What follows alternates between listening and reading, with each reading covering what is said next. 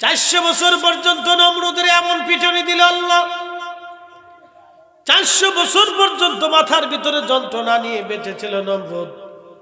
400 বছর ধরে যখনই আঘাত আসতো তখনই মশা চুপচাপ থাকতো। এইভাবে কামড় মারতে মারতে মারতে মারতে নমরুদ একটা লোক নিয়োগ করে দিল, তুই আমার মাথার উপরে আঘাত করবি। তো মাথার উপরে আঘাত করতে থাকতো, টুকটুক করে বাড়ি দিতে থাকতো। টুকটুক করে বাড়ি দিলে নমরুদের ওই কামড় ব্যথা বন্ধ থাকতো। আল্লাহ বলেন, মশারে যখনই মাথায় লাড়াচাড়া দিবে, আঘাত করবে, তখন কামড় আর দিবি না, চুপচাপ থাকতো। এইভাবে মাথার আঘাত নিতে নিতে নিতে নিতে একদিন যে পিঠায় সে অতিষ্ঠ হইয়া নমরুদের মাথায় জোরে করে বাড়ি মারছে, যে আজকে আর রাখবো না তোরে, একবারিতে শেষ। বুঝছেন? হ্যাঁ, উনি রব, উনি আল্লাহ। এই জন্য উনি বলছেন, আমি যাকে খুশি তাকে রাজত্ব দেই, তার কাছ থেকে খুশি ছিনাই নেই। তো ইজ্জু মান তাশা ওয়া তুযিল্লু মান তাশা, আমি যাকে খুশি ইজ্জতওয়ালা বানাই, যার কাছ থেকে খুশি আমি আল্লাহ ইজ্জত ছিনাই নেই। যাকে খুশি ইজ্জতওয়ালা বানাই, যার কাছ থেকে খুশি আল্লাহ আমি ইজ্জত ছিনাই নেই। আল্লাহ তার ওলিদেরকে এমন একটা ইজ্জত দিয়েছে যে ইজ্জত টাকা দিয়ে কেনা যায় না, সে ইজ্জত আরশে মুআল্লা থেকে বন্টন হয়। একবার জোরে বলা যাবে কি আল্লাহু আকবার। আল্লাহ তার ওলিদেরকে এমন একটা ইজ্জত দিয়েছে, আরশে মুআল্লা থেকে বন্টন হয়। ইজ্জত আরশে মুআল্লা থেকে। পৃথিবীর কোন ভোটে ওলি নির্বাচন হয় না। সামনে নির্বাচন আসবে, কে এমপি হবে, কে মন্ত্রী হবে, কে প্রেসিডেন্ট প্রধানমন্ত্রী হবে, কোন দলের কে বিজয় হবে, এটা মানুষ ভোট কেন্দ্রে যা ভোট দিবে এবং ভোট দেওয়ার পরে তারা নির্বাচন করবে। কেউ ভোট বেশি পাবে, কেউ ভোট কম পাবে, কেউ ভোট পায় এমপি হবে, কেউ এমপি হবে না। এবার আপনারা বলেন তো, শাহজালাল রহমতুল্লাহ আলাইহি শাহজালাল হয়েছিলেন বাংলাদেশের মানুষের ভোটে না আল্লাহর সিদ্ধান্তে? এইবার বুঝে গেছে। এই জন্য ওনাদের সাথে কেউ যদি বিয়াদবি করে, মানে আদালি ওলিয়ান, কেউ যদি আমার ওলির সাথে নাফরমানি করো, বিয়াদবি করো, যুদ্ধ করো, ওলির সাথে দুশমনি করো, ফাকাদ আদাতুহু বিল হার, আমি রব্বুল আলামিন তোমার সাথে যুদ্ধ করব, কারণ আমি ওনাকে নির্বাচন করছি, তুমি করো নাই। আমি ওনাকে মনোনীত করেছি, তুমি করো নাই। আমি ওনাকে পছন্দ করেছি, তোমার পছন্দ আমি ওলি বানাই নাই, আমি আল্লাহর পছন্দ হয়েছে। সূত্রটা আপনাকে বুঝতে হবে, সূত্র বুঝতে হবে। এই জন্য তো মাজার অনেকে ভাঙতেছে, ভাঙতে ভাঙতে কোন পাগলেরটা ভাঙবেন, কোন অরিজিনালটা একবার ভাঙবেন, আর একবার ভাঙার পরে যে আল্লাহর খোদার পক্ষ থেকে লানত আসবে, এই লানতের শেষ আপনি তবকার ছুটেই পারবেন না। এমন তবকা আসবে, যেই তবকার পরে এমন এক বাটাম চালান আসবে, যেই চালানের কোনো শেষ থাকবে না। এই জন্য হিসাব কিতাব করে ভাঙেন, ভাঙেন তো খুব হিসাব করে ভাঙেন, বুঝে সুঝে ভাঙেন, নাহলে কিন্তু লানতি তকদির এসে যাবে।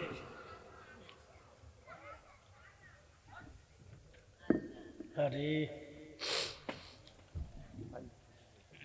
কষ্ট হইতেছে আপনাদের? তাহলে একসাথে আপনি কথাবার্তা বলতেছেন না, একসাথে বলেন আল্লাহু আকবার। হয় না জোরে? সিন্নি টিন্নি আসেনি, খিচুড়ি আসেনি, তাই তো বালা। তারই বাচ্চারা জোরে জোরে খাও বাবা, তবারক আছে, অসুবিধা নেই, এটা বরকতের খাবার। আমি মালয়েশিয়াতে গেছি, যা দেহনে তবারক আছে। মালয়েশিয়াতে গেছি মাহফিল করতে, তো মসজিদে ঢুকে দেখি ওখানে তাবারক খাওয়ায়, প্রত্যেক নামাজের পরে তাবারক দেয়। মালাক্কাতে গেছি চাইনিজদের প্রথম মসজিদ দেখার জন্য, তো মসজিদের সামনে বিরাট বড় এক টেবিল, টেবিলের উপর অনেক কলা। তাহলে এত কলা কেন? মুসল্লিরা আসবে, নামাজ পড়বে, কলা টলা খাবে, কেউ খায় কেউ খায় না। আমি বললাম বাংলাদেশের গুলিস্তানের মোড়ে যদি কলা দেওয়া হইতো,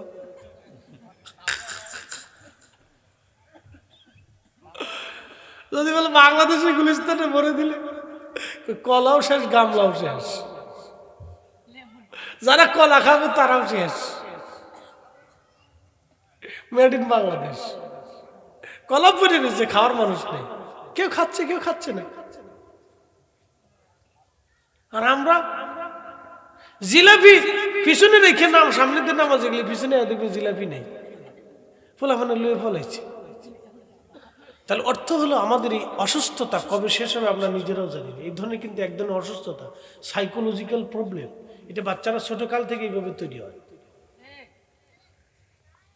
সাইকোলজিক্যাল প্রবলেম, বাচ্চারা ছোটকাল থেকে এই চিন্তা চেতনা নিয়ে বড় হতে থাকে। এটা ফ্যামিলিগত অনেক প্রবলেম আছে, মনে কিছু নিয়েন না, ডোন্ট মাইন্ড, মনে কিছু নেবেন না। আপনি একটা জাপানের বাচ্চা দেখে দেখবেন, ও জাপানের বাচ্চাটা তৈরি হওয়ার সময় বিজ্ঞানী হয়ে তৈরি হয়। ছোটকাল থেকে ওরা শিক্ষা মেধার উপরে তৈরি হয়। ওদের দেশের ছেলেমেয়েরা এইগুলির বাঞ্জাবি করার টাইম পর্যন্ত পায় না, সব কাজের উপরে থাকে, অল টাইম কাজের উপরে থাকে, লেখাপড়ার উপরে থাকে। আর আমাদের ভার্সিটিগুলিতে পড়াশোনা কদ্দূর করবে, তার অর্ধেক হলো পড়াশোনা, অর্ধেক হলো রাজনীতি। বাপরে বাপ, কত বড় নেতা এক একজন, কিতা পড়াশোনা করবে। আর এই সাঁতার পড়াশোনাতে কি হবে বলেন তো? এটা বিজ্ঞানী তৈরি হয় না, এটা বড় কোনো মেধাবী তৈরি হয় না, কিচ্ছু হয় না। ইউনিভার্সিটি থেকে পড়ে এসে বাপ মানে খাইতে দেয় না, তাহলে লেখাপড়া কি হবে বলেন তো? কিছু হবে? কিছু হবে না। মুসলমান খুব মনোযোগ দিবেন, ভালো করে শুনে যাবেন। রব্বুল আলামিন কেন দুনিয়াতে আমরারে পাঠাইলেন, কারণ কি, কিসের জন্য আল্লাহ পাঠাইলেন? আল্লাহ রব্বুল আলামিন আমাদেরকে দুনিয়াতে পাঠাইলেন, আবার রব আমরারে নিয়ে চলে যাবেন। মাঝখানে আমাদের জন্য একটা আবাস আছে, এই আবাসের নাম কবর। এই আবাসের নাম কবর, এই আবাসের নাম কবর। একদিন মাটির ভিতরে হবে ঘরে, মন আমার কেন বান্ধ দালান ঘর, মন আমার কেন বান্ধ দালান ঘর। মাঝখানে যে আবাস আসবে, আবাসের নাম কবর।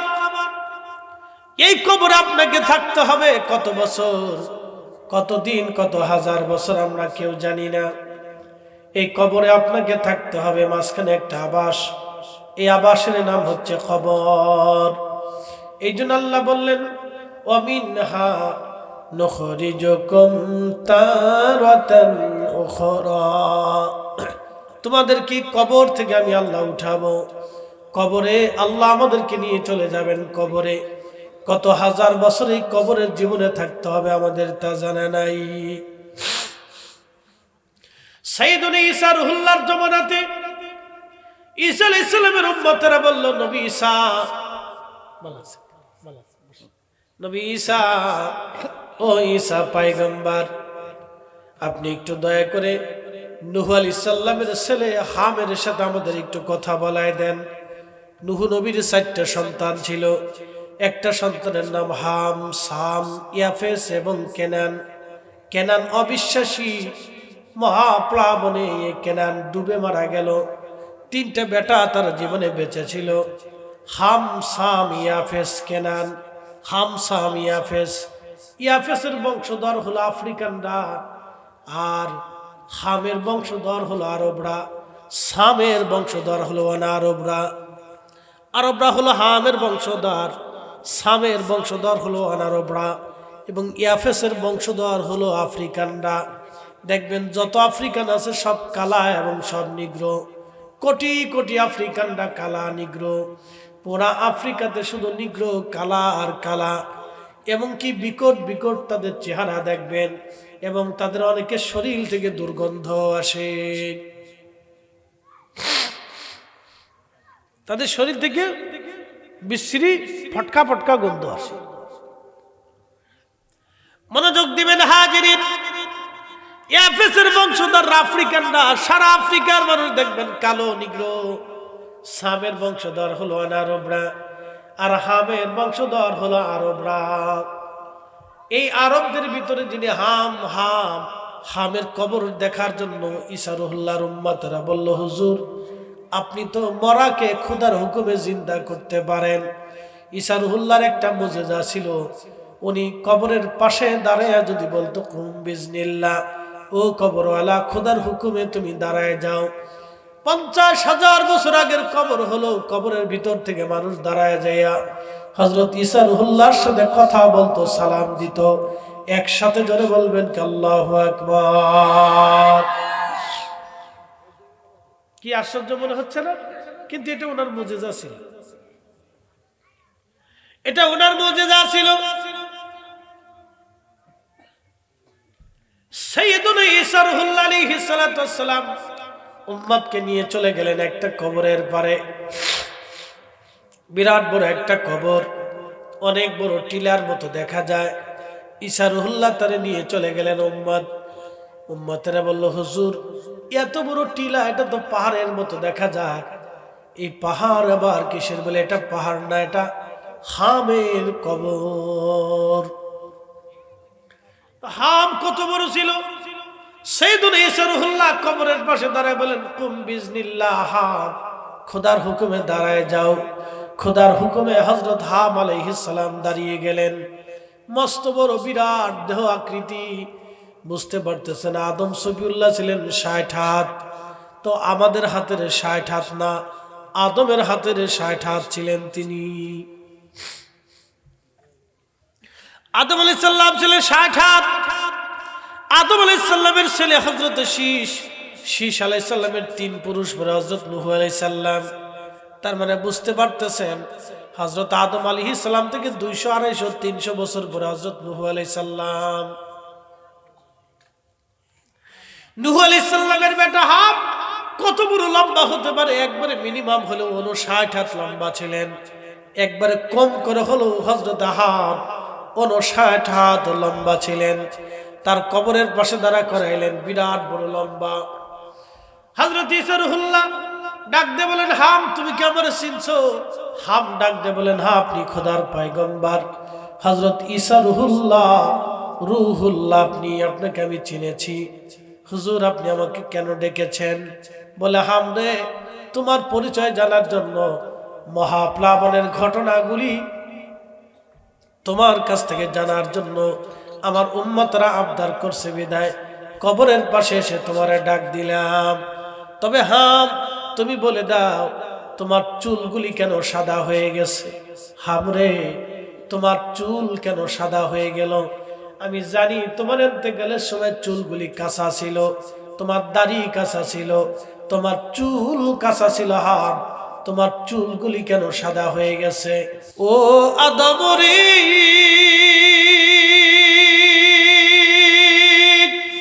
পাক ধরিয়া গেছে দাড়ি, দন্ত বাসে গোটা চারি,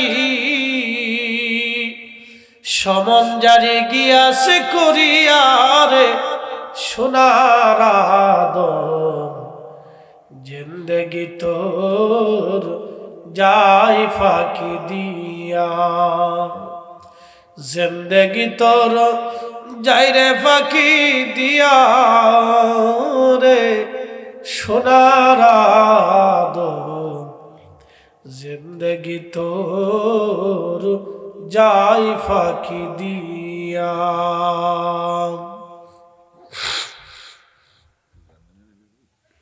হাজরাতে হাম নবী নূহ নবীর বেটা হওয়ার পরেও কিয়ামতের চিন্তায় পেরেশান হয়ে তার কাঁচা চুলগুলি সাদা হয়ে গেল। বুঝেন তাহলে মেহশরের মাঠ কত ভয়ানক হবে, কত কঠিন হবে হাসরের ময়দান সেই দিন। ও মা বোনেরা শুনে যান, ওই দিন আমাদের সবার জীবনে আসবে, সবার জীবনে আসবে, বাঁচার কোনো রাস্তা নাই। আল্লাহ বলেন, মালিকি ইয়াউমিদ্দিন, আমি বিচার দিনের মালিক, বিচার দিনের মালিক আমি। আল্লাহর নবী বলেন, উম্মত দিনটা এত ভয়ানক হবে, এত কঠিন এবং ভয়াবহ দিনটা আসবে। আমার উম্মতেরা রে, তোমরা শুনে নাও, এতই ভয়াবহ হবে সেই দিনটা। সূর্য একবারে মাথা বরাবর হবে, শুধু মাথা বরাবর না, বর্তমানে সূর্য যেটা দেখেন 200 কোটি ডিগ্রি সেলসিয়াস তাপমাত্রা। সূর্যের ভিতরে প্রত্যেক ঘন্টায় 2 লক্ষ কিলোমিটার বেগে ঝড় হয়, ঘন্টায় 2 লক্ষ কিলোমিটার বেগে আগুনের ঝড় হয়। ওই আগুনের ঝড়টা যদি দুনিয়ার মধ্যে আল্লাহ ছেড়ে দেন তাহলে পৃথিবী একবারে নিশ্চিহ্ন হয়ে যাবে। কিন্তু না, সূর্য মাঝে মধ্যে উত্তাপ বেড়ে যায় ঝড়ের কারণে। আমার আল্লাহর রহমতের ফেরেশতারা বরফ দিয়ে ঠান্ডা দিয়ে এই সূর্যটাকে ঠান্ডা করার চেষ্টা করেন।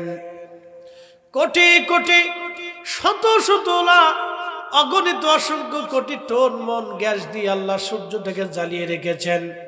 সূর্যের বয়স কোটি কোটি বছর, হাজার হাজার কোটি কোটি বছর সূর্যের বয়স।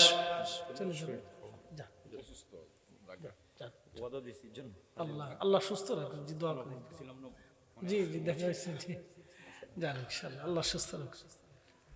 একটু মোহাম্মদ দুরূদ শরীফ পড়ি। আল্লাহুম্মা সাল্লি আলা মাওলানা মুহাম্মদ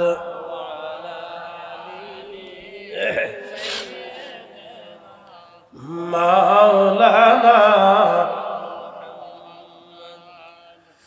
তুমি আল্লাহর প্যারা হাবিব, তোমার তুলনা নাই কেউ আর, তোমার মতো আকাশ ভ্রমণ করেনি কোন পয়গম্বর।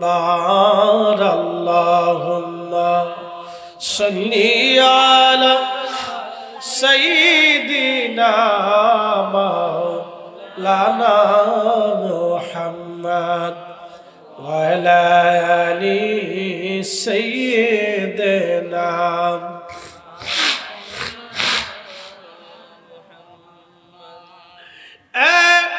বাহিরচরবাসী, বাঞ্ছারামপুরবাসী মনোযোগ দিয়ে শুনে যান। আল্লাহ বললেন, আহা ওয়া ইদাল কুবুরু বুশিরাত, কবর উদ্দোলিত হয়ে যাবে, কবর উদ্দোলিত হয়ে যাবে, কবর উন্মুক্ত হয়ে যাবে, কবর থেকে মানুষগুলি উঠে উঠে যাবে।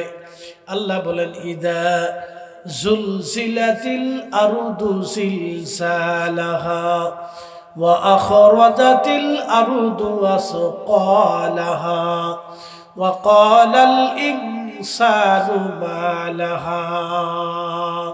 শুনে যান, মাটির ভিতরে ভূমিকম্প চলতে থাকবে। কিছুদিন আগে ভূমিকম্প হয়েছিল কিনা এটা তো নরমাল, বাংলাদেশে 8 স্কেলের ভূমিকম্প আসবে। আপনাদের এই বাঞ্ছারামের পাশ দিয়ে একটা নদী চলে গেছে, নদীর নাম কি? তারপরে এটা তো তিতাস, তারপরে কি? মেঘনা। এই মেঘনা নদী বাঞ্ছারামপুরের পাশ দিয়ে আপনার ওই নরসিংদীর কোনা দিয়ে চলে গেল দাউদকান্দিতে। আপনারা জানেন না, এই নদীটা আজ থেকে 350 বছর আগে কুমিল্লার নিচ দিয়ে প্রবাহিত হতো। এই নদীর অববাহিকা ছিল কুমিল্লা ক্যান্টনমেন্ট, যেখানে লালমাই পাহাড়। এই লালমাই পাহাড়ের পাশ দিয়ে নদীটা 350 বছর আগে প্রবাহিত হতো। বাঞ্ছারামপুরবাসী, 350 বছর আগে বাংলাদেশে একটা প্রলয়ঙ্করী ভূমিকম্প হয়েছিল। ওই ভূমিকম্পের আঘাতে নদীর গতি চেঞ্জ হইয়া আজকে 30-40 কিলোমিটার দূরে দাউদকান্দি দিয়ে নদীটা প্রবাহিত হয়ে গেছে। 350 বছর আগে যদি নদীর গতি পরিবর্তন হয়ে যায়, তাহলে আপনি শোনেন, 8 স্কেলের ভূমিকম্প যদি বাংলাদেশে হয়, আমাদের রাজধানী ঢাকা শহর একবারে নিশ্চিহ্ন হয়ে যাবে। কত শত বছরের জন্য নিশ্চিহ্ন হবে আমরা জানি না। এই শহরের 65% থেকে 75% বিল্ডিং ধসে পড়ে যাবে, সমস্ত নগরগুলি মিসমার হয়ে যাবে, 50 লক্ষ মানুষ স্পট ডেড হবে, জায়গার উপরে মারা যাবে। 50 লক্ষ মানুষ স্পট ডেড জায়গার উপরে মারা যাবে। এই বাঞ্ছারামপুরবাসী, কোন ক্ষমতা আমাদের হাতের ভিতরে নাই, সব ক্ষমতা যার, তিনি আল্লাহ। আল্লাহ আল্লাহ আল্লাহ, ক্ষমতার মালিক আমার আল্লাহ। বাঞ্ছারামপুরবাসী, আল্লাহ রাব্বুল আলামিন বলেন, ইজা জুলজিলাতিল আরদু জিলজালাহা, পৃথিবী আপন প্রকম্পে প্রকম্পিত হতে থাকবে, কাঁপতে থাকবে, ঝরঝর করে কাঁপতে থাকবে। কোটি কোটি বিল্ডিং থাকলেও ভেঙে ভেঙে পড়তে থাকবে। ঠিক তখনই আমার আল্লাহ বলেন, ওয়াতাকুনুল জিবালু কালইহিনিল মানফুস, পাহাড়গুলি ধ্বনিত পশমের মতো উড়ে উড়ে চলে যাবে। আমি মাউন্ট এভারেস্ট দেখার জন্য দার্জিলিং গিয়েছিলাম। দার্জিলিং, যদি কোনোদিন দার্জিলিং যান তো দার্জিলিং দেখবেন অত্যন্ত সুন্দর একটা জায়গা। এবং শিলিগুড়ি থেকে 70 কিলোমিটার পাহাড়ি রাস্তা বেয়ে বেয়ে তারপরে দার্জিলিং যাওয়া লাগে। একটা পাহাড় বেয়ে বেয়ে বেয়ে বেয়ে উঠা লাগে। খুবই দুর্বিদ্ধ এবং কঠিন দার্জিলিং সফর, অত্যন্ত সুন্দর এবং আবহাওয়া খুবই মনোরম, সবসময় ঠান্ডা থাকে। দার্জিলিং যাওয়ার আগে সবচেয়ে উঁচু শহরের নাম হচ্ছে ঘুম। এই শহরের নামটাই হচ্ছে ঘুম শহর। এই ঘুম পার হয়ে তারপরে দার্জিলিং যাওয়া লাগে। এই ঘুমে অল টাইম মেঘ উড়ে উড়ে উড়ে উড়ে আসে। আমি মালয়েশিয়ার গেন্তিং হাইল্যান্ডে গিয়েছিলাম। সুউচ্চ ভূমি থেকে ৬,০০০ ফিট উচ্চতা, ৬,০০০ ফিট। আর মাউন্ট এভারেস্ট পাহাড় হলো ২৯,০০০ ফিট। আর গেন্তিং হাইল্যান্ড হলো ৬,০০০ ফিট উপরে। অল টাইম ঠান্ডা বাতাস আসতে থাকে আর মেঘ উড়ে উড়ে উড়ে উড়ে যায়। দার্জিলিং এরকম ৬,৭০০ ফিট উপরে দার্জিলিং। দার্জিলিং থেকে একবারে মাউন্ট এভারেস্ট কাছাকাছি দেখা যায়। ২৯,০০০ ফিট, বিরাট বড় এই পাহাড়। পৃথিবীর সবচেয়ে বড় পাহাড়ের নাম হচ্ছে মাউন্ট এভারেস্ট। আল্লাহ পাক বলেন, ওয়াতাকুনুল জিবালু কালইহিনিল মানফুস, এই পাহাড়টা উড়ে উড়ে উড়ে উড়ে চলে যাবে। ধ্বনিত পশম যেরকম উড়ে চলে যায়, পাহাড় উড়ে চলে যাবে, পাহাড়গুলি উড়ে চলে যাবে। পৃথিবী কাঁপতে থাকবে। শুধু কাঁপবে না, পৃথিবীর নিচে যত সোনা দানা মণিমুক্তা আছে, যত দামি দামি ধাতব পদার্থ আছে, সব বের হয়ে যাবে।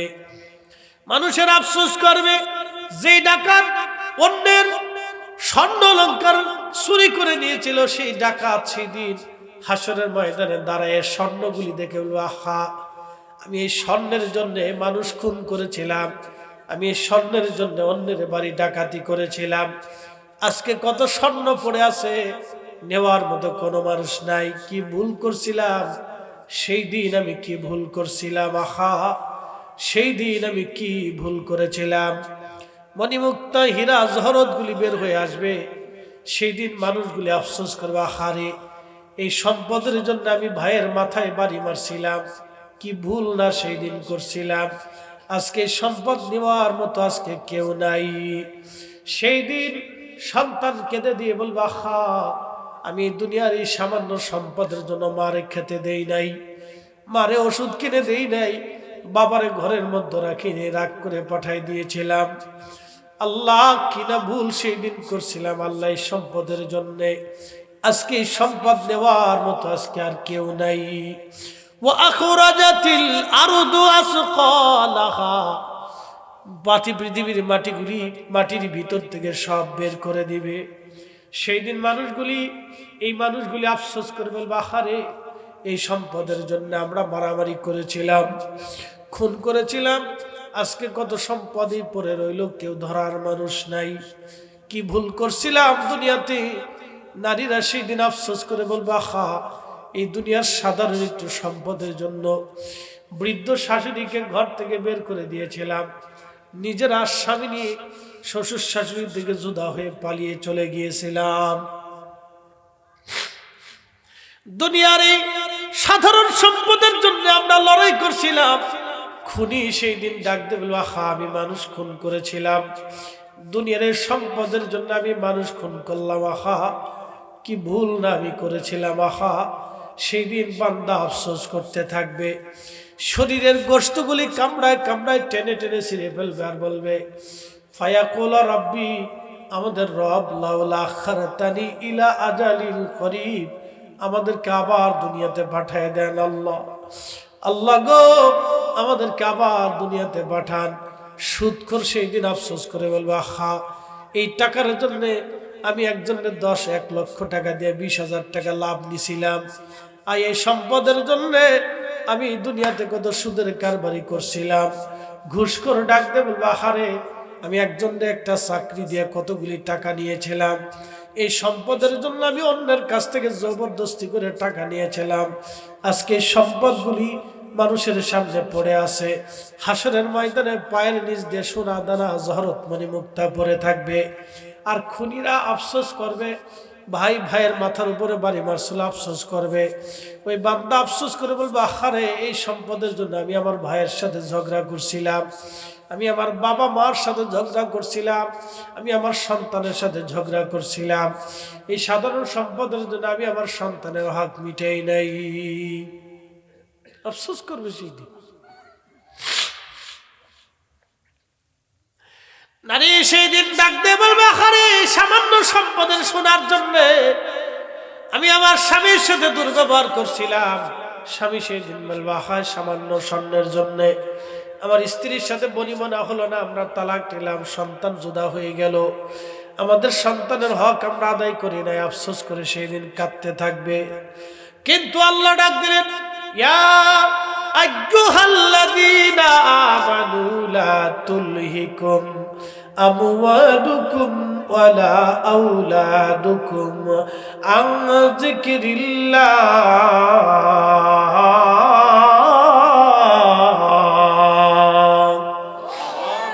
একদিন মাটির ভিতরে হবে ঘরে, মন আমার কেন বান্ধ দালান ঘর, মন আমার কেন বান্ধ দালান ঘর।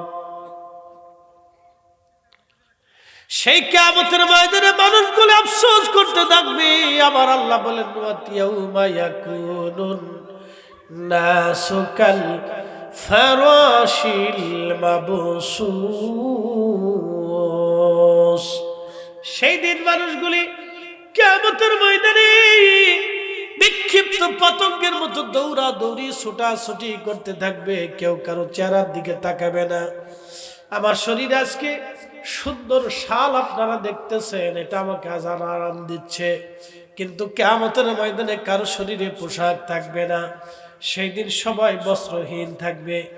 আজকে প্রেসিডেন্ট ট্রাম্প বলেন, প্রেসিডেন্ট পুতিন বলেন, প্রেসিডেন্ট শি জিনপিং বলেন, অথবা সৌদির বাদশাহ বলেন, পৃথিবীর শত শত হাজার হাজার বিলিয়নিয়ার কোটি কোটি টাকার মালিক বলেন, কিয়ামতের ময়দানে সেই দিন তারা বস্ত্রহীন হয়ে থাকবে, বস্ত্রহীন।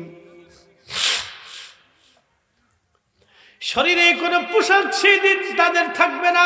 ও মুসলমান, বাহের চরবাসী, বাঞ্চারামপুরবাসী, শুনে যান, এই জন্য জমি নিয়ে মারামারি করবেন না, সম্পদ নিয়ে ঝগড়া করবেন না, অন্যের হক নিয়ে মারামারি করবেন না, অন্যের অধিকার নিয়ে ঝগড়া করবেন না, স্বামী স্ত্রী ঝগড়া করবেন না, ভাই ভাই দ্বন্দ্ব করবেন না, সন্তান পিতামাতার সাথে দুর্ব্যবহার করবেন না, কারণ কিয়ামতের ময়দানে সব হবে মূল্যহীন, মূল্যহীন, মূল্যহীন।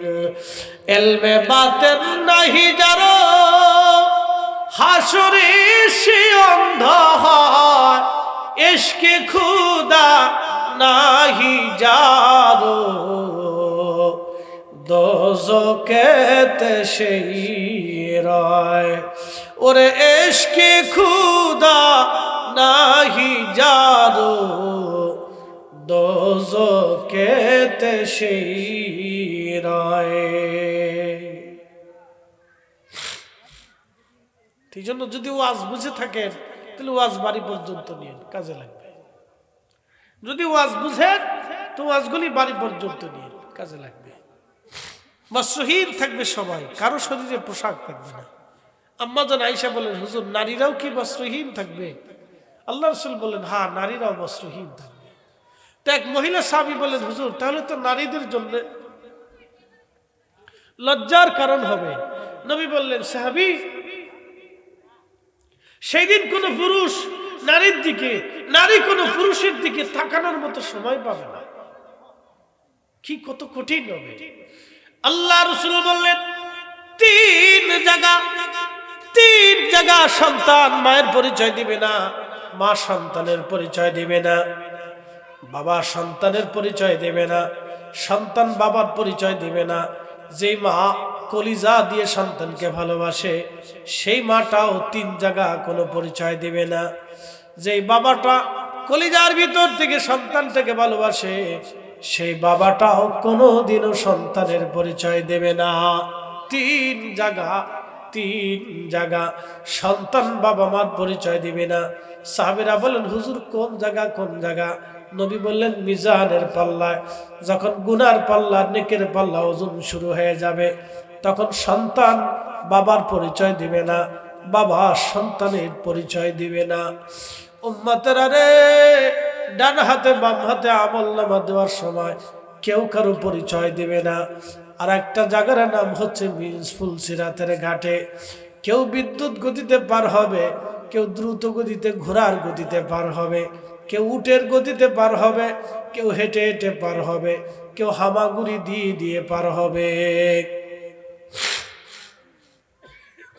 নবী আমার ডাকতে বলেন, সাহাবীরা সেই দিন কেউ কারো আপন হবে না, মা সন্তানের পরিচয় দিবে না, সন্তান মার পরিচয় দিবে না। খাদিম রাসূল হযরত আনাস বলেন, ইয়া রাসূলুল্লাহি ইয়া হাবিবাল্লাহ, নবীজি আপনি আমারে ওয়াদা করে যান কিয়ামতের ময়দানে আপনি আমাকে ছাড়া জান্নাতে যাবেন না। আল্লাহর নবী বললেন, খাদেম রে, 10টা বছর আমার খেদমত করছো, আমি নবী ওয়াদা করলাম তোমারে ছাড়া আমি বেহেশত যাব না। একবার জোরে বলা যাবে কি, ইয়া রাসূলুল্লাহ? আল্লাহ নবী ডাকতে কানাসি, তোমার ছাড়া আমি জান্নাতে যাব না। আনাস জোরে বলেন আল্লাহু আকবার। না হয় না, জোরে বলেন ইয়া রাসূলুল্লাহ। এই জন্য কাজী নজরুল লিখেছিলেন, শ্রেষ্ঠ নবী দিলাম রে তরিয়ে নিতে রোজা হাসরে, শ্রেষ্ঠ নবী দিলাম রে তরিয়ে নিতে রোজা হাসরে, পথ না ভুলি তাই তো দিলে পাক কুরআনের বাণী, খুদা তোমার মেহেরবানি। সুন্দর ফুল সুন্দর ফল মিঠা নদীর পানি, খুদা তোমার মেহেরবানি।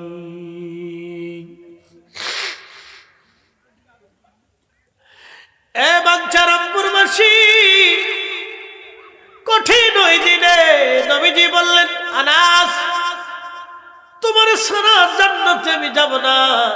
সেদিন হযরত আনাস ডাকতে বলেন, ইয়া নবী আল্লাহ, মেহশরের মাঠে কোটি কোটি উম্মতের বীর আপনাকে কোথায় যে খুঁজে পাবো?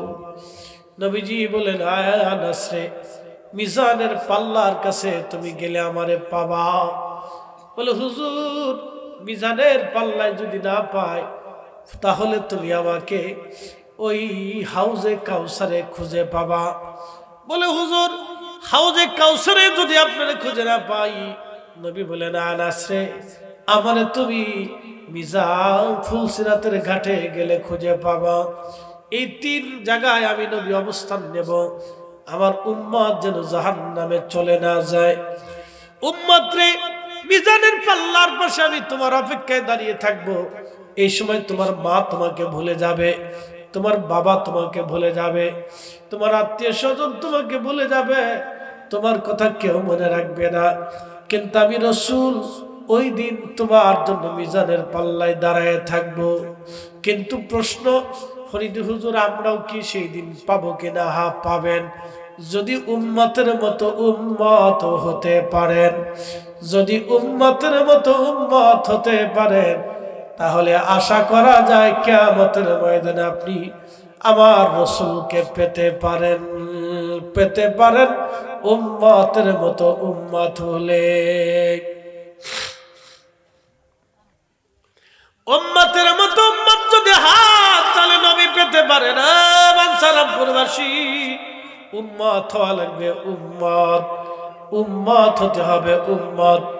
উম্মতের মতো উম্মত যদি হতে পারেন তাহলে আশা করা যায় কিয়ামতের ময়দানে আপনি রসুলের দিদার পেয়ে যেতে পারেন। আর একবার যদি রসুল পেয়ে যান তাহলে আপনার জীবন বড় বুলন্দ হয়ে গেল, আপনি বেঁচে গেলেন। নতুবা আপনি ধ্বংস, বড় কঠিন, বড় ভয়াবহ, বড় কঠিন, বড় ভয়াবহ। আল্লাহ আপনার হেফাজত করুক, জোরে দোয়া করে বলেন আমিন। ও তোর পিছে পিছে ঘুরছে সামান, পিছে পিছে ঘুরছে সামান, কোন দিন জানি তোর হয় সামন জারি। দেখ না মন ঝাঁক মারিয়ে দুনিয়াদারি, ভাই বন্ধু আপন জনা সঙ্গে তোমার কেউ যাবে না রে। ও তোর খালি হাতি একা পথে, ও তোর খালি হাতি একা পথে যাইতে হবে মন বেরিয়ে। দেখ না মন ঝাঁক মারিয়ে দুনিয়াদারি, দেখ না মন ঝাঁক মারিয়ে দুনিয়াদারি। কিরামান কাতিবিনা ইয়ালামুনা মা তাফআলুন।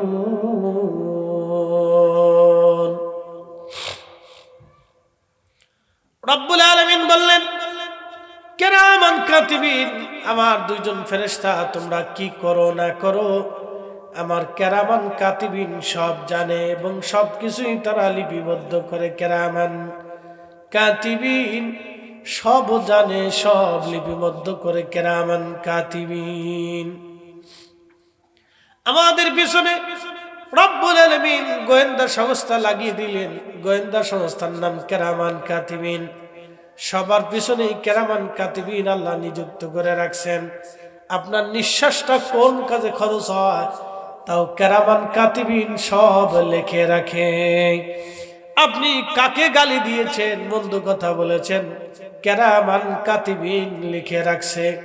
কেউ না জানলেও কিরামান কাতিবিন লিখে রাখছে।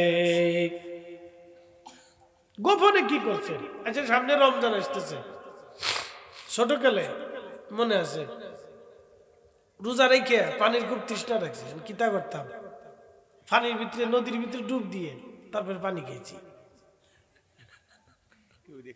না, কেউ দেখছে না।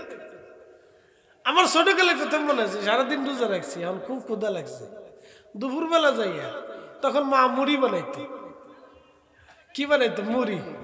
মুড়ি রে মাটির কলসির ভিতরে রাখি দিত মা। রমজান মাসের জন্য মা দাদিরা আগে মুড়ি টুড়ি রান্না টান্না করে মুড়ি টুড়ি বানাইয়া সিরা মুড়ি করে রেডি করে রাখতো যে রমজান আসতেছে। তো মা ওই মুড়ি বানাইছে না, তখন তো ছোট, রোজা টোজার আর এত গুরুত্ব বুঝি না, রোজা রাখার দরকার রাখছি। তো রোজা রাখার পরে দুপুরবেলা খুব খিদে লাগছে, তো ফলাইয়া ওই মাটির কলসির ভেতরে মুড়ি বের করে তার মুড়ি খাইছি। দুনিয়াত কেউ দেখে নাই। পরে যে আবার মসজিদে যে ইফতার করছি, আমি রোজা আছি। তো এই ছোটকালে এই পালায় পালায় যে মুড়ি খাইছি, দুনিয়ার কেউ দেখছে না, কিন্তু কিরামান কাতিবিন তো দেখছে। কথা ঠিক আছে কিনা?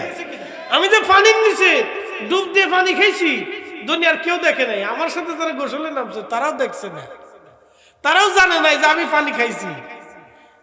নদীর পানি খুব ডুবে ডুবে খেয়ে ফেলছি, যে দূর এত পিপাসার কষ্ট সহ্য না, খেয়ে ফেলছি। তো কিরামান কাতিবিন জানে, এই জন্য আল্লাহ গোয়েন্দা লাগা রাখছে যে তুমি গোপনে যা করবা দুনিয়ার কেউ জানবে না, কিন্তু কিরামান কাতিবিন এই গোয়েন্দা সংস্থা প্রতিদিন আল্লাহর কাছে রিপোর্ট পেশ করতেছে, তোমার বান্দা এই কাজ করতেছে। পালানোর কোনো রাস্তা নাই, পালানোর সুযোগ নেই।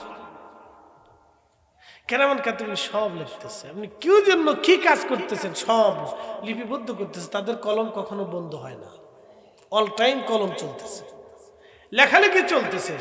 আপনার সব ডিটেলস বর্ণনা একবারে আল্লাহর কাছে প্রতিনিয়ত পেশ করতেছে, আল্লাহ তোমার এই বান্দা এই কাজ করতেছে। এই জন্য আল্লাহ বলেন কিরামান কাতিবিনা ইয়ালামুনা মা তাফআলুন, তোমরা যা করো কিরামান কাতিবিন সব জানে। একসাথে বলবেন আল্লাহু আকবার। সব জানে, তুমি কি করো না করো সব জানে। এটা গোয়েন্দা সংস্থা। বাহির চারবাসী খুব মনোযোগ দিবেন, মা বোনেরা সব ভিতরে বাহিরে যে যেখানে আছেন কথাগুলি খুব মনোযোগের সাথে শুনে যান। আল্লাহ বলেন মিনাহা খালাকনাকুম ওয়া ফিহা নুঈদুকুম। রব্বুল আলামিন বললেন বান্দারে এই মাটি থেকে তোমারে সৃষ্টি করলাম, এই মাটির ভিতরেই তোমাকে আবার দাফন করব, মাটির ভিতরেই তোমাকে নিয়ে চলে আসব। এই মাটি থেকে সৃষ্টি করেছি, এই মাটির ভিতরে তোমাকে দাফন করব বান্দা, মাটির ভিতরেই তোমাকে দাফন করব। প্রশ্ন রাখতে পারেন হুজুর মাটি থেকে আল্লাহ আপনারা কেমন করে বানাইলেন? ভালো করে শুনে যান। মানুষের বডির ভিতরে 4টা পদার্থ থাকে। 1 নম্বরে আগুন থাকে, 2 নম্বরে বাতাস। আগুন, পানি, মাটি, বাতাস। আগুন, পানি, মাটি, বাতাস, 4টা পদার্থ দিয়ে আল্লাহ মানুষের বডি তৈরি করেন। এই 4টা পদার্থের একটা পদার্থ যদি মানুষের বডির মধ্যে না থাকে তাহলে এই মানুষ জায়গার উপরে ডেড হবে, মারা যাবে। 1 নম্বরে পানি, 2 নম্বরে বাতাস, 3 নম্বরে আগুন। চারিপাশে প্রচন্ড শীত, শীতের কারণে এগুলি ঠান্ডা হয়ে গেছে। ধরে দেখেন ঠান্ডা হয়ে গেছে, মোবাইলটা ঠান্ডা, এগুলো ঠান্ডা হয়ে গেছে, কিন্তু আপনার শরীরটা গরম। এই শরীরে আগুন, কোন এই আগুন আসার জন্য কোনো সূত্র নাই, কোনো সিস্টেম নাই। ভালো করে বুঝেন, এই তাপমাত্রাটা আসার জন্য ভিন্ন কোনো প্রসেস, কোনো পদ্ধতি আল্লাহ রেখে দেন নাই। অটোমেটিক আপনার শরীরটাকে গরম করে রাখতেছে কে? আল্লাহ। ওই আগুনটা আল্লাহ দিয়ে রাখছে আপনার শরীরের ভিতরে, ও আল্লাহ গরম করে রাখছে। বাতাস কোনোদিনও দেখেন নাই যে বাতাস, এই যে বাতাস, কিন্তু বাতাস আপনার আসতেছে প্রতিনিয়ত, যাচ্ছে বের হচ্ছে, যাচ্ছে বের হচ্ছে। কত অক্সিজেন আপনি গ্রহণ করেছেন, অথচ করোনার সময় একটা অক্সিজেনের বোতলের জন্য মানুষ হাই হতাশ করছে, পায় নাই।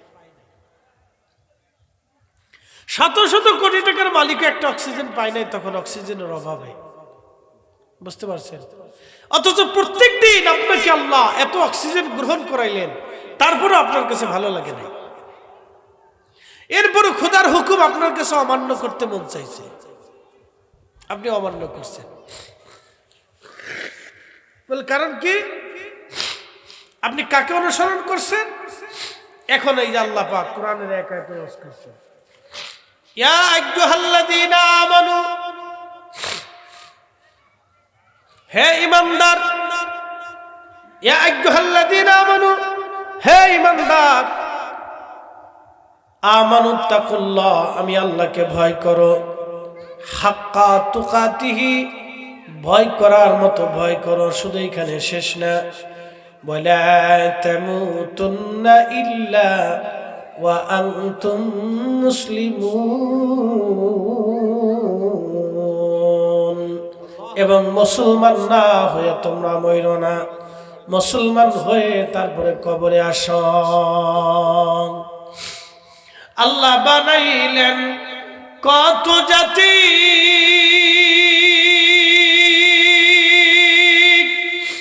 হইল না তার প্রেম প্রীতি। আল্লাহ বানাইলেন কত জাতি, হইল না তার প্রেম প্রীতি। অবশেষে মানুষ বানাই প্রেমের কারণে, প্রেমের ডুরি বান্ধরে মদিনার শনে। প্রেমের ডুরি বান্ধরে মদিনার শনে। মানুষ বানাইছে আল্লাহ প্রেমের কারণে, মানুষ বানাইছে আল্লাহ প্রেমের কারণে, প্রেমের ডরি বান্ধরে মদিনার শনে।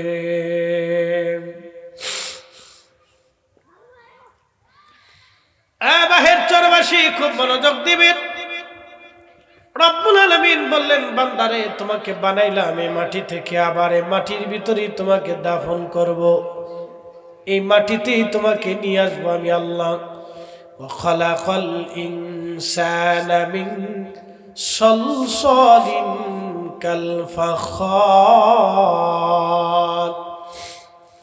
মানুষ বানাইছি খরখরা শক্ত মাটি থেকে আমি মানুষ বানাইলাম। এই পৃথিবীর মাটিগুলি খরখরা শক্ত। আদম সফিউল্লাহর মাটিগুলি নিয়ে যাওয়া হলো, পৃথিবীর বিভিন্ন স্থানের মাটিগুলি নিয়ে এক জায়গা খামির করা হলো, বেহেশতের তাসনিম নদীর পানি দিয়ে খামির হলো। মানুষ কিন্তু শুধু মাটির তৈরি না, মানুষের ভিতরে 4টা পদার্থ থাকে, আগুন, পানি, মাটি, বাতাস। মানুষ কিন্তু শুধু মাটির তৈরি না, মানুষের ভিতরে 4টা পদার্থ থাকে, আগুন, পানি, মাটি, বাতাস। 4 রঙের মশলা দিয়া যে কইরাছে তোর গঠন, 4 রঙের মশলা দিয়া। আগুন, পানি, মাটি, বাতাস একই যোগে করিয়া প্রকাশ। আগুন, পানি, মাটি, বাতাস একই যোগে করিয়া প্রকাশ। ওরে দেখিলি না তুই কইরা তালাশ, ওরে দেখিলি না তুই কইরা তালাশ, কোন জায়গা সে মহাজন 4 রঙের মশলা দিয়া যে কইরাছে তোর গঠন, 4 রঙের মশলা দিয়া।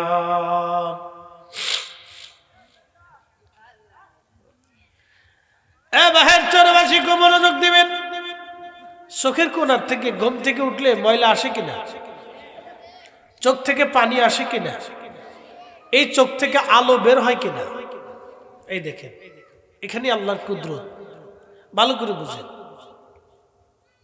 একই চোখ, চোখের কোণার থেকে ময়লা আসে, একই চোখ, চোখের ভিতর থেকে পানি বের হয়, একই চোখ, চোখের ভিতর থেকে আলো বের হয়, নূর বের হয়। এই নূর দিয়ে দুনিয়া দেখা যায়। একসাথে বলবেন আল্লাহু আকবার। একই চোখ, ভালো করে বুঝেন, একই চোখ দিয়ে পানি বের হয়, একই চোখ দিয়ে ময়লা বের হয়, একই চোখ দিয়ে নূর বের হয়। এই নূর দিয়ে দুনিয়া দেখা যায়। তাহলে এই চোখের ভিতরে, মাটির চোখের ভিতরে নূরের সংসার যিনি করলেন তিনি রব্বুল আলামিন। যদি নূর আল্লাহ আপনাকে না দিতেন, এই আলো চোখের আলো যদি আল্লাহ আপনাকে না দিতেন, পৃথিবীর এমন কোন বিজ্ঞানী নাই যে আপনার চোখ বানায় নতুন করে আলো বানায় দিবে। নাই, নাই, কোথাও নাই, কোথাও খুঁজে পাবেন না। এই আলোটা আল্লাহ রব্বুল আলামিন আমরারে দিলেন, দুনিয়া দেখার জন্য আল্লাহ দিলেন, আল্লাহ সৃষ্টি দেখার জন্য আল্লাহ আপনাকে দিয়েছেন। কিন্তু ওই খোদা দেখার জন্য আপনি কোনোদিনও চেষ্টা করেন নাই। এই জন্য কবি আমার পীর মুর্শিদ একটা গজল গাইতেন, এলমে বাতেন নাহি যারো হাসুরি সে অন্ধর, এলমে বাতেন নাহি যারো হাসুরি সে অন্ধ, ইশকে খুদা নাহি যারো দোজখেতে শিরায়। ওরে ইশকে খুদা নাহি যারো দোজখেতে শিরায়।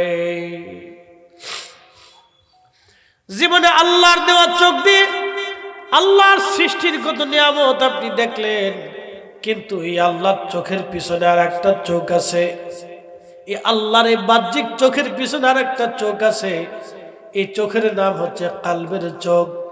এই চোখ দিয়ে কোনোদিনও আমার রসুল দেখার ইচ্ছা পোষণ করেন নাই, কোনোদিনও ভাবেন নাই আল্লাহর দেওয়া চোখ দিয়ে নবী দেখব। নবী দেখার বাসনা কোনোদিন আসে নাই। রসুল দেখার বাসনা যদি আসতো তাহলে অবশ্যই অবশ্যই নবীর কদমের গোলাম আপনি হয়ে যেতেন, নবীর কদমের গোলাম হয়ে যাইতেন। আল্লাহর দেওয়া চোখ দিয়ে কোনোদিনও আল্লাহ দেখার বাসনা আপনার আসে নাই।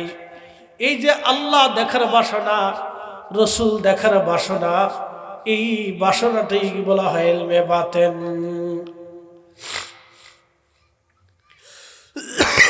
দুনিয়াতে যদি রসুল দেখে না যেতে পারেন তাহলে কবরে রসুল চিনবেন কেমনে? প্রশ্ন করা হবে, মা কুনতা তাকুলু ফি হাক্কে হাজার রাজুল। কবরে একটা ইমিগ্রেশন আছে। বিদেশে যারা যান, ভ্রমণে যারা করেন, ইমিগ্রেশনে পাসপোর্ট দাখিল করার পরে তখন ইমিগ্রেশন অফিসার আপনাকে জিজ্ঞেস করে নাম কি, কোথায় যাবেন, কি উদ্দেশ্যে আপনাকে প্রশ্ন করা হয়। যদি ট্যুরিস্ট ভিসা, তাহলে আপনাকে জিজ্ঞাসাবাদ করা হবে কিসের জন্য যাবেন, কি আপনার আছে, কি উদ্দেশ্য আপনার, কেন ঘুরতে যাবেন। তখন আপনি প্রশ্নের জবাব যদি দিতে না পারেন তখন আপনাকে তারা সন্দেহ। কিন্তু ইমিগ্রেশন অফিসার ইচ্ছা করলে আপনাকে ঢুকতে নাও দিতে পারে। এখানে পার্লামেন্টের প্রধানমন্ত্রীর কোনো ক্ষমতা নেই, ইমিগ্রেশন অফিসারের কাছে প্রধানমন্ত্রীর কোনো ক্ষমতা নেই। উনি যদি ইচ্ছা করে ঢুকতে দেবেন, নাহলে সন্দেহ আপনাকে ব্যান করে দেবে, গেট আউট। প্রধানমন্ত্রী ফোন দিলেও কাজ হবে না, বুঝতে পারছেন? এইখানে মারাত্মক জায়গা।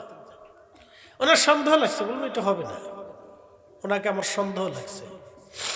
যে কাউকে তারা দাঁড়া করে রাখতে পারে, প্রধানমন্ত্রীকেও দাঁড়া করে রাখতে পারে, ওনার ব্যাপারে আমার সন্দেহ আছে। ইমিগ্রেশন অফিসার এত বড় পাওয়ার দিছে, তার ওইখানে ক্ষমতা, তার ওইখানে আবার বেরোয় আসলে তার 4 পয়সা মূল্য নেই। তো খুব মনোযোগ দিবেন। কবর হচ্ছে মানুষের জীবনের ইমিগ্রেশন। 3টা প্রশ্ন করবে মন করে নাকির আপনাকে, যদি জবাব দিতে না পারেন আপনার জন্য কঠিন হবে। আর যদি জবাব দিতে পারেন, নামকা নামাতিল আরস, আপনার কবরটা আল্লাহ জান্নাতের বাগান বানায় দিবে। আল কবরু রওজাতুম মিন রিয়াজিল জান্নাহ, আপনার কবর আল্লাহ বেহেশতের বাগান বানিয়ে দেবে। বাহারচরবাসী মনোযোগের সাথে কথাগুলি শুনবেন। বাবা মার কবরে 3টা প্রশ্নের একটা প্রশ্ন, মা কুনতা তাকুলু ফি হাক্কি হাজার রাজুল, এই লোকটাকে তুমি চেনো কিনা? দুনিয়াতে আপনি রসুল দেখেনি নাই, তো কবরে চিনবেন কেমনে বলেন? তাহলে অবস্থা কি হবে বলেন তো? দুনিয়াতে আমরা রসুলই দেখলাম না, এখন প্রশ্ন রসুল আসেনি? কথা কর না, যেমন কইতেছেন মনে হয় নাই। একসাথে বলেন আসেননি। নজদিদের কাছে নাই, কিন্তু সুন্নিদের কাছে আছে। কথা ঠিক আছে নি? মন খারাপ করার কিছু নেই, রসুল আছে, বুঝাইতেছি আপনাদেরকে।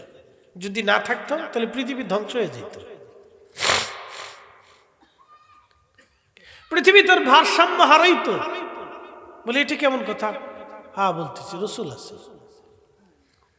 আমরা মার রেহেমে ছিলাম, এখন দুনিয়াতে আসছি। দুনিয়ার পরে আমরা কবরে চলে যাব। কবরে চলে যাওয়ার পরে আমাদের বডি পচে যাবে, তাহলে মানুষের অস্তিত্ব কি শেষ? না। বডি তো কবরে গেল, কিন্তু আমার ইঞ্জিনটা গেল কোথায়? প্রত্যেক বডির সামনে, আপনাদের সামনে যে কথা বলতেছে, কিন্তু বডি কথা বলতেছে না। আপনার সাথে যিনি কথা বলতেছেন, যিনি আল্লাহর পাঠানো রূহ কথা বলতেছে।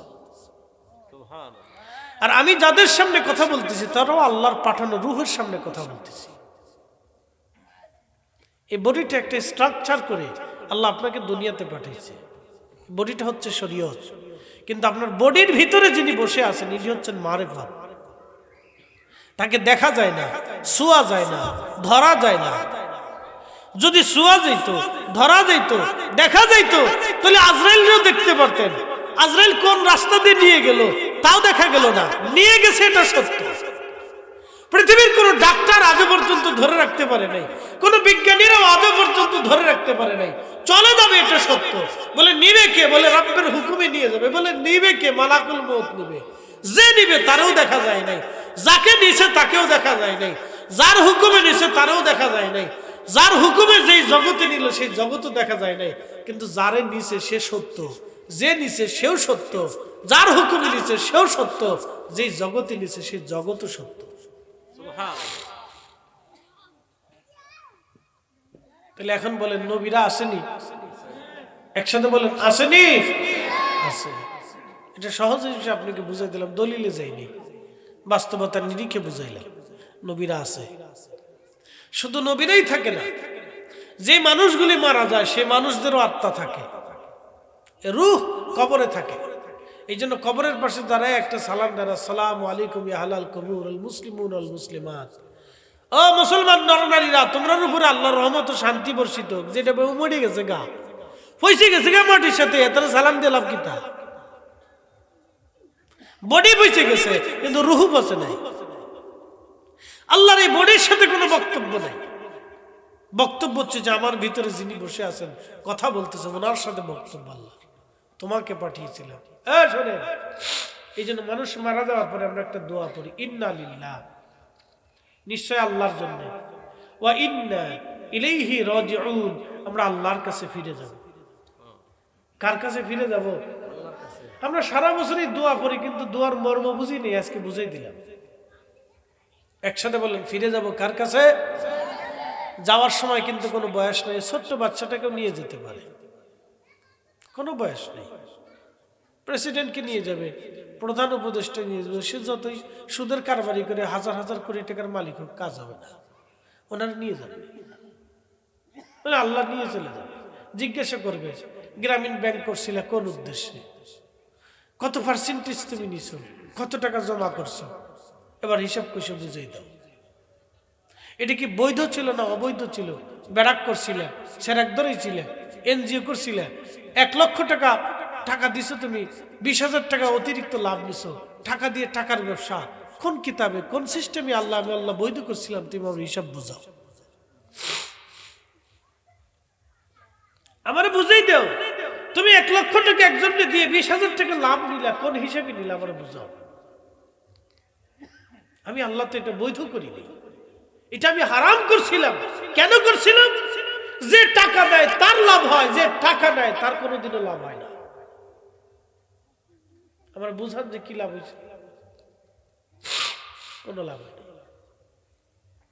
বলে হুজুর তাহলে বিকল্প ব্যবস্থা কি? আল্লাহ বিকল্প ব্যবস্থা একটা দিয়ে দিছিলেন, বলে আমার রসুল পাঠিয়েছিলাম, আমার রসুল শিখাইছিল তোমরা আমার উম্মত, তোমরার ভিতরে আমি একটা জিনিস রেখে গেলাম আমানত, আমানতের সাথে রেখে গেলাম কর্জে হাসানা। আমার কোন উম্মত যদি বিপদগ্রস্ত হয় তাহলে তোমার কাছে এসে যদি কিছু টাকা হাওলাত চায়, ধার্য চায়, তাহলে তুমি তাকে টাকা হাওলাত দিবা। আর আমার উম্মতকে আমি রেখে আসছিলাম, উম্মত তুমি টাকা হাওলাত নিলে যত টাইমে ফেরত দেওয়ার ইচ্ছা এবং কথা ছিল সেই টাইম মতো কথা মতো তুমি ফেরত দিবা, কিন্তু উম্মত টাকা ফেরত দেয় না। কি কথা কর নাকি? যে টাকা নেয় সে সহজে টাকা ফেরত দেয় না। টাকা উঠাইতে গেলে ঝগড়া করতে হয়, মারামারি করতে হয়, জীবন শেষ হয়ে যায়। আর কাগজ কলম সারা যদি দেন তাহলে কাজ হয়ে গেছে। তাহলে কয়েকদিন পরে কবে আমি টাকাই নিই। এরা মুসলমান, মুসলমানের এই চরিত্রের কারণে আজকে মুসলমানের অধঃপতন, গরিব যে গরিবই রয়ে গেছে, আর কোনোদিন ধনী হয় নাই। বুঝতে পারছেন? আমাদের গ্রামে 2-4 জন ধনী আছে না? কি কথা কার না কেন? 2-4 জন আছে না? এই 2-4 জন যদি ইচ্ছা করে যে আমার গ্রামের আরো 20 জনকে আমি ধনী বানাবো, চেষ্টা করলে পারে। কিন্তু কেন করে না জানেন? এই হিংসার জন্য না, আরো কারণ আছে। আমাদের দেশের কিছু মানুষ আছে অকৃতজ্ঞ। অকৃতজ্ঞ বলে হুজুর এটা আবার কি? সে ক্ষুধার কৃতজ্ঞতা আদায় করে, তো বান্নার কৃতজ্ঞতা আদায় করবে কেমনে? এ জাতি নিজের বাপ মানে খাইতে দিতে চায় না, তো বড় ভাই উপকার করলে তারে একবার আইকালে বাস দিতে পারে। বুঝতে পারছেন? মনে কিছু নিয়ে আমরা আমানত নষ্ট করে ফেলছি। আমাদের দায়িত্ব ছিল যে উপকার করে তাকে ধন্যবাদ দেওয়া এবং তার প্রতি কৃতজ্ঞ থাকা, কিন্তু আমরা কেউ কৃতজ্ঞ থাকি না।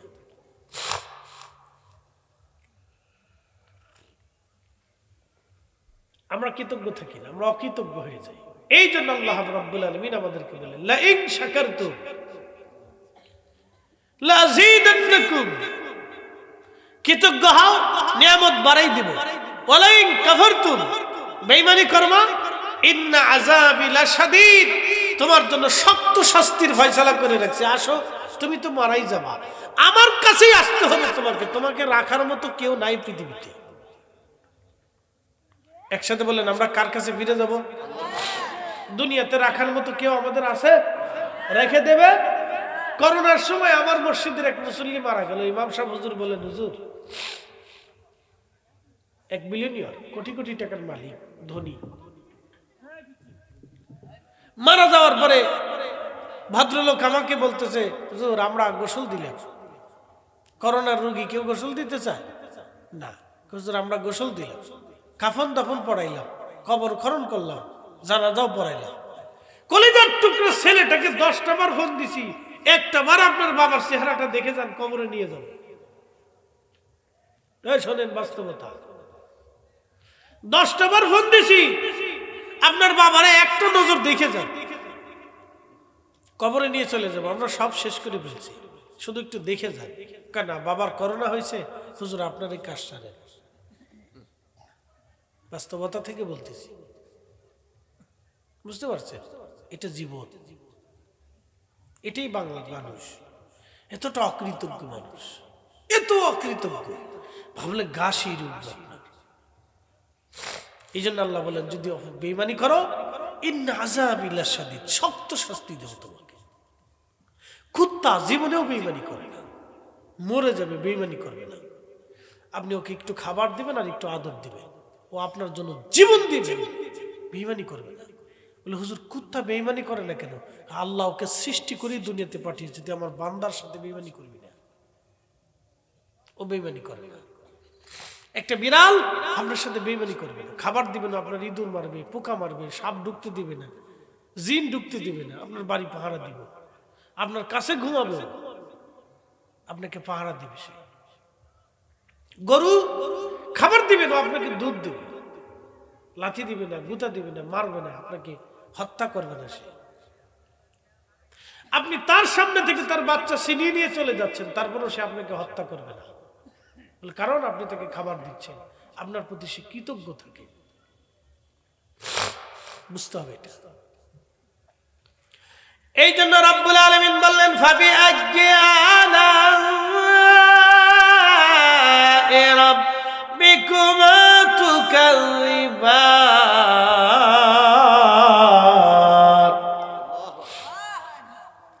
এ মানুষ এবং জিন, আমি আল্লাহর দেওয়া কোন কোন নিয়ামত আছে তুমি অস্বীকার করবা? তুমি বলো, আমি আল্লাহর কোন কোন নিয়ামত অস্বীকার করবা? বলো, আমি আল্লাহর কোন কোন নিয়ামত অস্বীকার করবা? তুমি বলো। তুমি কি পারবে তোমার জিহ্বাটাকে অস্বীকার করতে? তুমি কি পারবে তোমার নাক অস্বীকার করতে? তুমি কি পারবে তোমার কান অস্বীকার করতে? তুমি কি পারবে তোমার চোখ অস্বীকার করতে? তুমি কি পারবে তোমার মাথার চুলগুলি অস্বীকার করতে? তুমি কি পারবে হাতের আঙ্গুলগুলি অস্বীকার করতে? তুমি কি পারবে তোমার জ্ঞান এবং মেধাকে অস্বীকার করতে? বিজ্ঞানীরা বলে, মানুষ মরে যাওয়াটা কোনো আশ্চর্য না, ম্যান ইজ মর্টাল। মানুষ মরণশীল, মানুষ মারা যাবে, মানুষ মারা যাবে। বলে, কেন মারা যাবে? মানুষের শরীরে ৩,৫০০ রোগ আছে, ৩,৫০০ রোগ। কোনো না কোনো একটা রোগ আপনার শরীরে দানা বেঁধে থাকে। আপনাদের সামনে আমি ওয়াজ করতেছি, কিন্তু আমার নাকে সর্দি আছে, ঠান্ডা লেগে আছে। আমি ওয়াজ করতেছি ঠিক আছে, কিন্তু আমার অসুস্থতা আছে। আপনি বসে আছেন, আপনার কোনো না কোনো অসুস্থতা শরীর আছে, ডাক্তারের কাছে চিকিৎসা করে নেওয়া যায়। দেখেন, কোনো না কোনো একটা রোগ আপনার শরীর থেকে বের আসে যে আপনার এই সমস্যা আছে, যান আপনি ডাক্তারের কাছে চলে যান। যদি না থাকে তাহলে আমি হাতে ঘড়ি বাদ দিয়ে চুরি পড়ব, কোনোদিন ওয়াজ করবো না। বলে, হুজুর আল্লাহ রোগ কেন দিছে? একমাত্র রোগ আল্লাহ দিছিল না ফেরাউনরে? ফেরাউনরা যখন রোগ না দিছে তখন এই ফেরাউনকে আনা রাব্বুকুমুল আলা, আমি এই দেশের বড় খোদা। হ্যাঁ, আপনি নাউজুবিল্লাহ করতেছেন। আপনারও যদি রোগ না থাকে নিজের শেষে কোন খোদা হয়ে যাবেন শেষে। আপনি নিজে কোন বেটা আমার সাথে আছে নাকি রেখে না,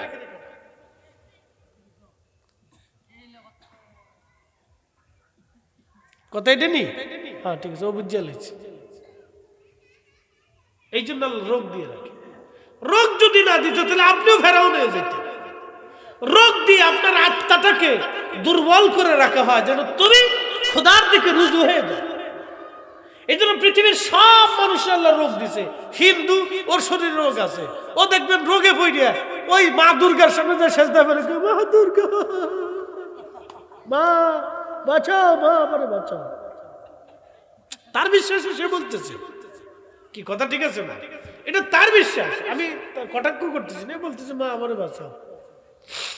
বলে না ভাই, খ্রিস্টান যদি রোগে পড়ে যায়, কঠিন মুসিবতে পড়ছে, ওষুধে কাজ হয় না, তখন এই কুরুশের সামনে যে খালি কুরুশে চুমায়, ভগবান যিশু আপনি আমার বাঁচান, আমি বিপদে আছি। ওর ধর্ম অনুযায়ী সে বলতেছে। শিখ বিপদে পড়ে গেছে, রোগ হয়ে গেছে, সারে না, গুরুদুয়ারের সামনে যে সেজদায় পড়ে কয় প্রভু তুমি আমার বাঁচাও। বুদ্ধ মুসিবতে পড়ে গেছে, বুদ্ধর মূর্তির সামনে যা বলতেছে ভগবান বুদ্ধ তুমি আমার বাঁচাও। সে তার বিশ্বাসে বলতেছে। আমরা বিপদে পড়ে গেছি, বাবের দরবারে হাত তুলে বলতেছে আল্লাহ তুমি আমার বাঁচাও।